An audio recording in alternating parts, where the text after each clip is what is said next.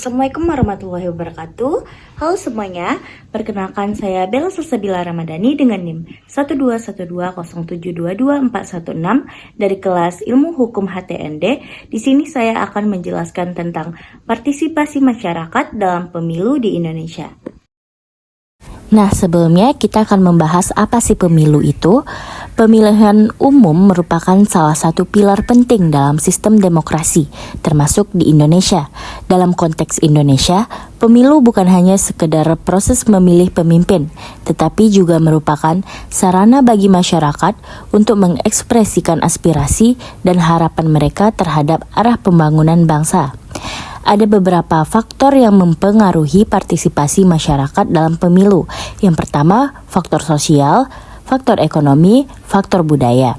Berperan penting dalam menentukan seberapa besar masyarakat terlibat dalam proses pemilu. Rakyat menjadi faktor yang sangat penting dalam tatanan demokrasi, karena demokrasi mendasarkan pada logika persamaan dan gagasan bahwa pemerintah memerlukan persetujuan dari yang diperintah. Pertama, faktor politik. Faktor ini adalah alasan atau penyebab yang ditimbulkan oleh aspek politik masyarakat tidak mau memilih. Yang kedua, faktor sosialisasi. Sosialisasi atau menyebarluaskan pelaksanaan pemilu di Indonesia sangat penting dilakukan dalam rangka meminimalisir golput.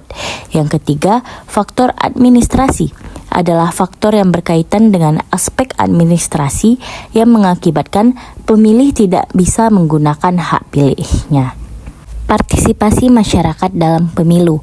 Pertama, partisipasi sebagai pemilih. Masyarakat Indonesia telah menunjukkan tingkat partisipasi yang menggembirakan.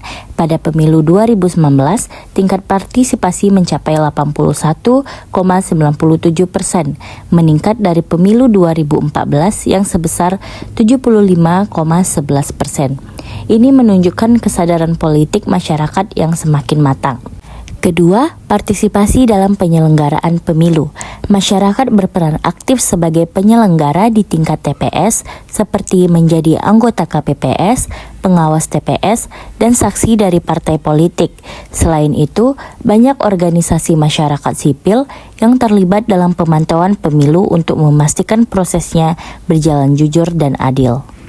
Ketiga, partisipasi dalam pendidikan politik.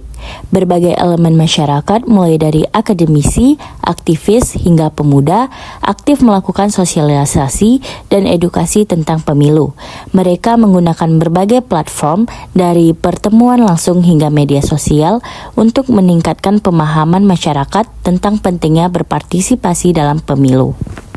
Tantangan dalam meningkatkan partisipasi masyarakat, yang pertama kesenjangan akses informasi di daerah terpencil, yang kedua masih adanya sikap apatis terhadap politik, ketiga penyebaran hoaks dan disinformasi seputar pemilu, yang keempat kendala teknis seperti data pemilih yang belum akurat. Untuk mengatasi tantangan tersebut, berbagai upaya telah dilakukan. KPU dan Bawaslu aktif melakukan sosialisasi dan pendidikan pemilih. Masyarakat sipil juga berperan dengan mengembangkan berbagai inovasi seperti aplikasi mobil untuk informasi pemilu, gerakan anti-hoaks berbasis komunitas, program pendidikan politik untuk pemilih pemula, dan fasilitas akses bagi penyandang disabilitas. Disimpulkan bahwa negara yang demokratis memiliki keunggulan tersendiri karena dalam setiap pengambilan kebijakan mengacu pada aspirasi masyarakat. Masyarakat yang sebagai tokoh utama dalam sebuah negara demokrasi memiliki peranan yang sangat penting.